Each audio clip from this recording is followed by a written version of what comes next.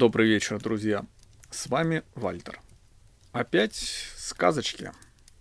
Сказки у камина. Субботний вечер. Что может быть лучше? Завтра воскресенье. Можно еще немножко отдохнуть. И есть шанс выспаться с субботы на воскресенье. Все мы любим истории, любим готические, мрачные, темные истории, часто с счастливым концом, хотя по большей части все мрачные и самые интересные истории, они все с грустным концом и учат определенной морали. Довольно интересно читать некоторые истории, в которых ты находишь отражение средневековых событий, причем событий повседневной жизни. Например, событий адюльтера, событий поругания чести и других вопросов нравственности.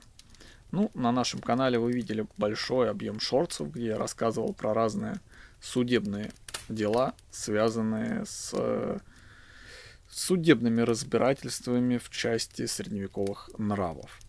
Давайте же почитаем небольшую легенду о белых дамах и найдем в них отражение средневековой повседневности средневековых нравов. Белые дамы. Белые дамы есть повсюду. Повсюду, где собирается лунный свет, или цветет изгородь боярышника, или за ветвь цепляется лоскут тумана, где ветерок тревожит траву во овраге, где вода медленно течет между берегами, появляется белая дама.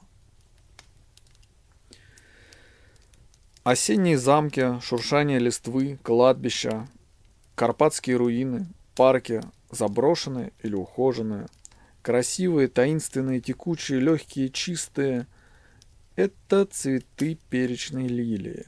Однако не стоит верить призрачным феям. Как и банши, они приходят предупредить о смерти, несчастье.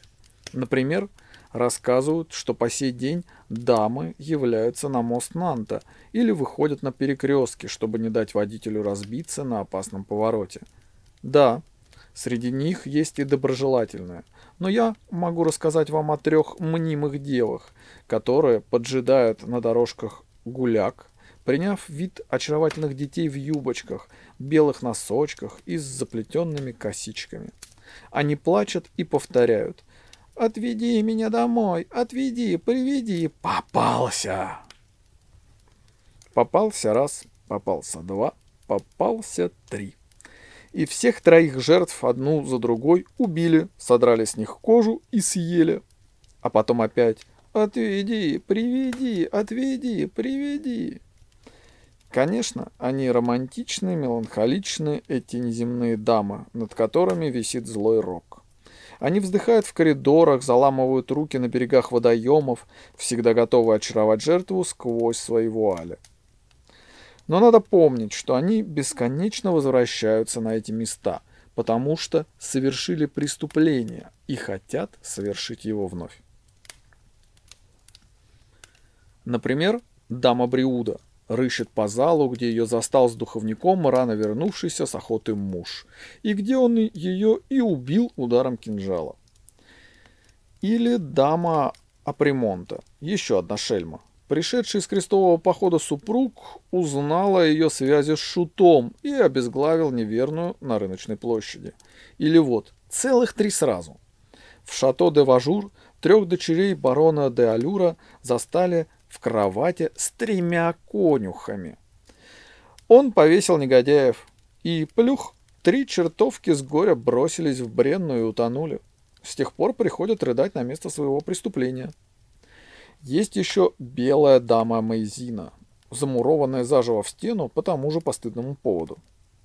Замки, особняки, донжоны, башни, подземелья бесчисленных аббатств и монастырей — везде бродят привидения безумных монахинь. Впрочем, не все заслуживают осуждения. К счастью, есть те, кто носит белое одеяние по праву, например, девушки Ауни или орденов, которые, спасаясь от преследований развратных вельмож, предпочли броситься одна в фонтан Машу, другая в Маас. Говорят, они являются в окружении белого света, но оставляют за собой чувство глубокой печали. Белые дамы, святые грешницы, хранящие лилии и пустые сожаления, приходят в наши сны, когда мы думаем о них.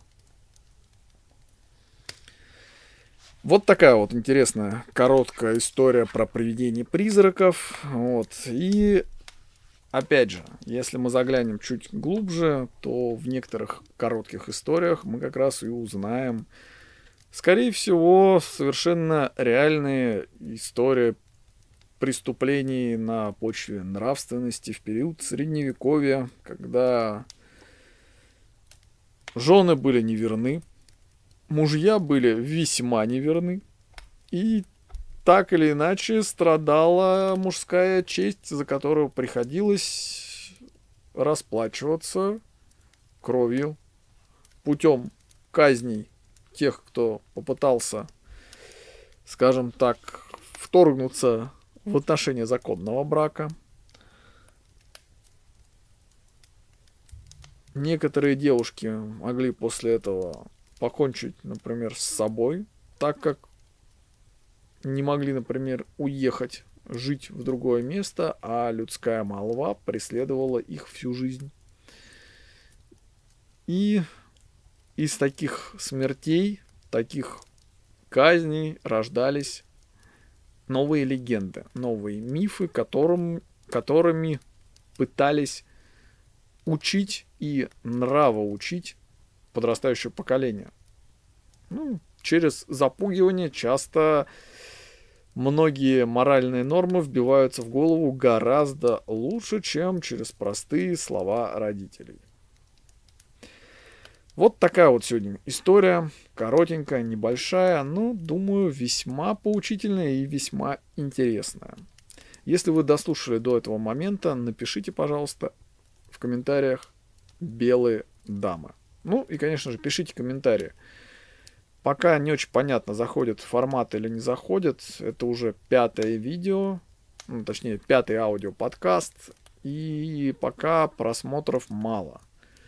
Не знаю, насколько мне еще интересно будет их записывать. Пока выдается вечерами небольшие кусочки времени, минут по 40, что я успеваю найти историю, записать ее, обработать и выложить.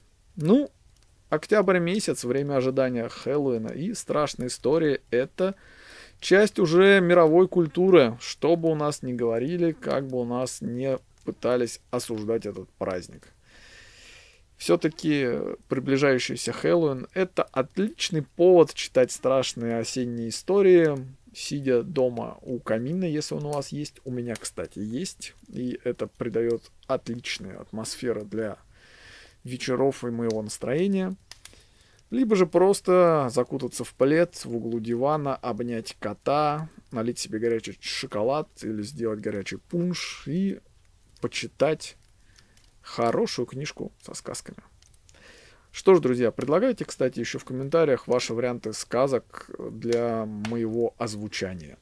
Естественно, я не профессиональный чтец, я читаю просто в удовольствие. Так что уж не сочтите за серьезные ошибки и все мои попытки для чтения красиво и хорошо сделаны исключительно на уровне моих ощущений. Что ж, я вас немножко заговорил. Итак, в комментариях «Белые дамы». И с вами был Вальтер. Обязательно подписывайтесь на канал. Доброй ночи.